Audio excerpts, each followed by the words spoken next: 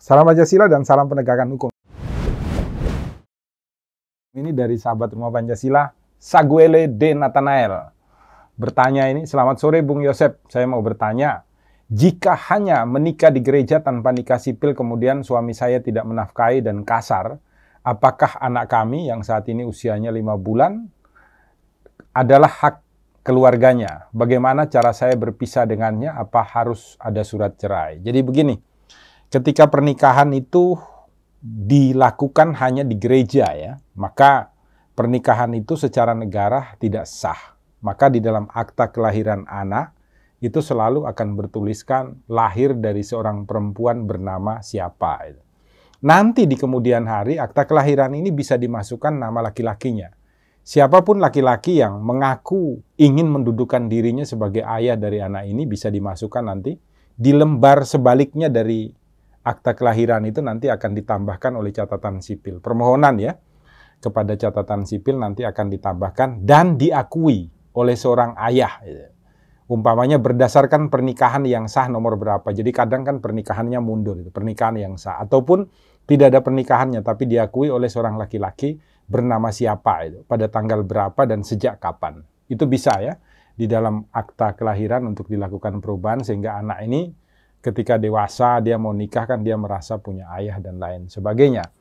Pertanyaannya, apakah si suami ini dapat dituntut untuk menafkahi gitu? Oh iya, karena sudah ada putusan Mahkamah Konstitusi ya, yang memerintahkan bahwa ayah bertanggung jawab terhadap anaknya itu adalah ayah yang merupakan ayah biologis daripada si anak ini. Jadi bisa saja ya, di dalam suatu saat ada seorang laki-laki tidak nikah secara resmi ya, tetapi berhubungan badan dengan seorang perempuan, kemudian dapat dibuktikan berdasarkan tes DNA atau tes yang dilakukan melalui ilmu kedokteran.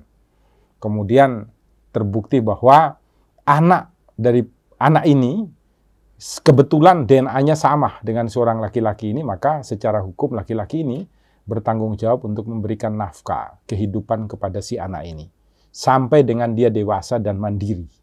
Maka kalau ayah biologis ini tidak mau untuk memberikan nafkah kehidupan, Anda sebagai ibunya ya dapat melakukan gugatan ke pengadilan terhadap si laki-laki ini dengan dasar tadi bukti hasil tes DNA dan fakta yang dikeluarkan oleh rumah sakit yang menyatakan bahwa laki-laki ini adalah ayah biologis daripada yang bersangkutan. Nanti pengadilan akan memutus gitu loh.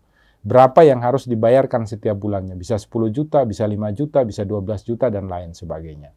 Pertanyaan yang kedua adalah, apakah keluarga daripada si laki-laki ini dapat mengambil anak? Secara hukum di Indonesia ya, anak yang masih berada di bawah umur itu akan diserahkan kepada ibunya, ibu kandungnya.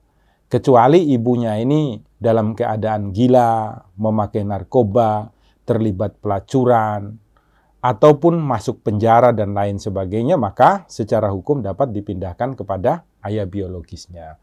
Tetapi kalau ternyata tidak, maka secara hukum tetap ini wajib dipelihara, dirawat, dilindungi, dan dikasihi oleh ibunya, serta ada ruang perintah hukum kepada ayah biologisnya untuk menafkahi dia setiap bulannya. Itu ya untuk Mbak Saguele de Nathanael.